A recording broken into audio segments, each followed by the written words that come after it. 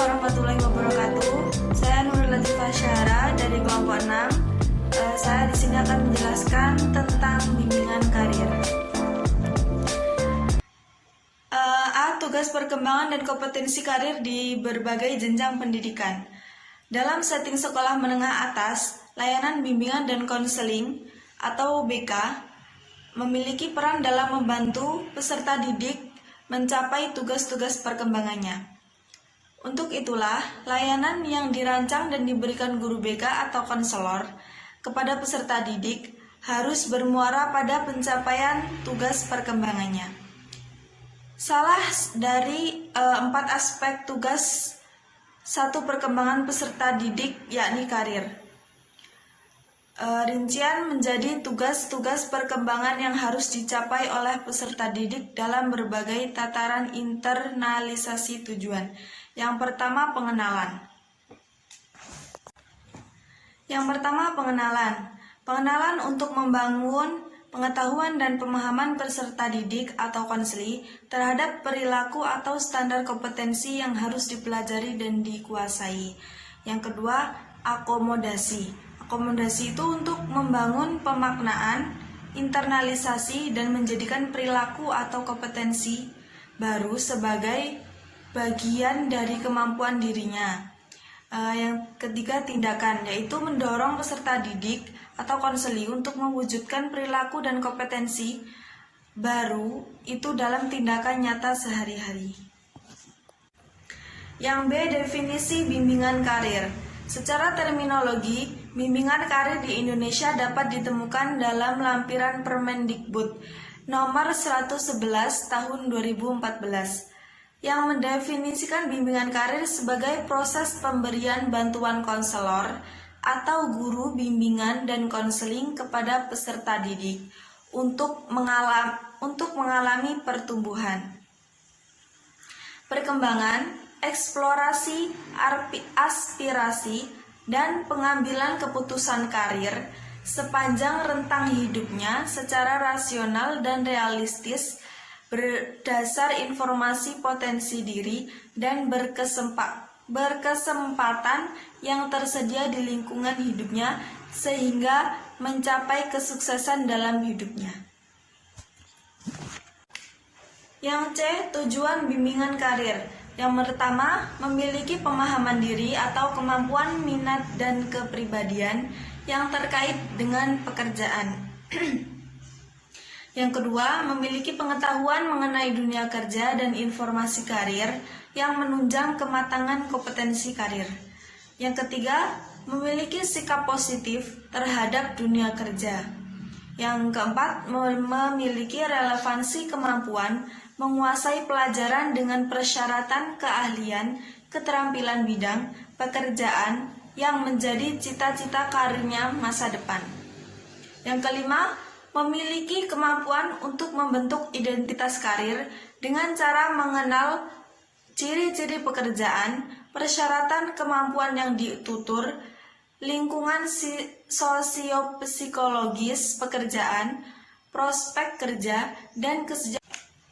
Lingkungan sosiopsikologis pekerjaan, prospek kerja, dan kesejahteraan kerja memiliki kemampuan merencanakan masa depan.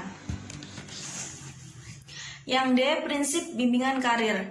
Yang pertama, pelaksanaan bimbingan karir sesuai dengan tugas perkembangan peserta didik dari berbagai jenjang. Yang kedua, bimbingan karir diberikan kepada seluruh siswa dan tidak memandang kemampuan akademiknya, latar belakang budayanya, maupun orientasi hidupnya. Yang ketiga, bimbingan karir memberdayakan siswa agar dapat membuat keputusan karir yang bertanggung jawab, baik keputusan studi lanjut, pekerjaan maupun aspek dalam hidup lainnya. Yang keempat, bimbingan karir mendorong siswa untuk membuat keputusan karir dan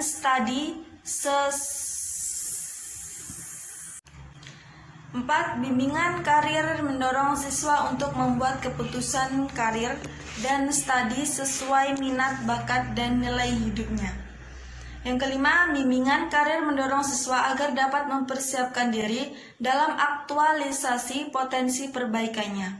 Yang keenam, bimbingan dan karir mendampingi siswa dalam menghadapi dan beradaptasi selama proses transisi dunia sekolah ke dunia kerja, serta mempersiapkan kehidupan yang lebih bermakna.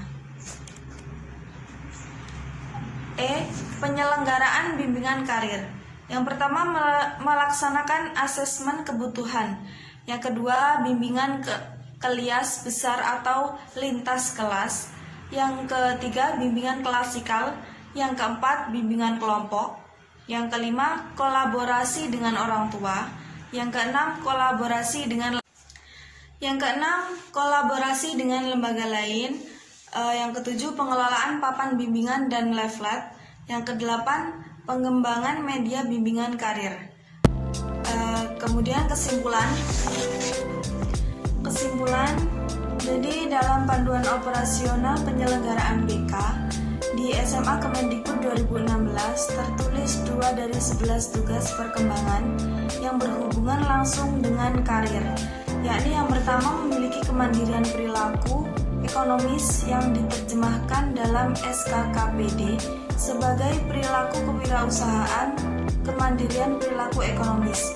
Dan yang kedua, mengenal kemampuan bakat, minat, serta arah kecenderungan karir, dan apresiasi seni yang diterjemahkan dalam SKKPD sebagai wawasan dan kesiapan karir. Kemudian selain tugas perkembangan, layanan bimbingan yang membantu peserta didik mencapai tugas perkembangan karir, salah satunya bimbingan karir. Terminologi bimbingan karir di Indonesia dapat ditemukan dalam lampiran Permendikbud nomor 111 tahun 2014 yang mendefinisikan bimbingan karir sebagai proses pemberian bantuan konselor atau guru.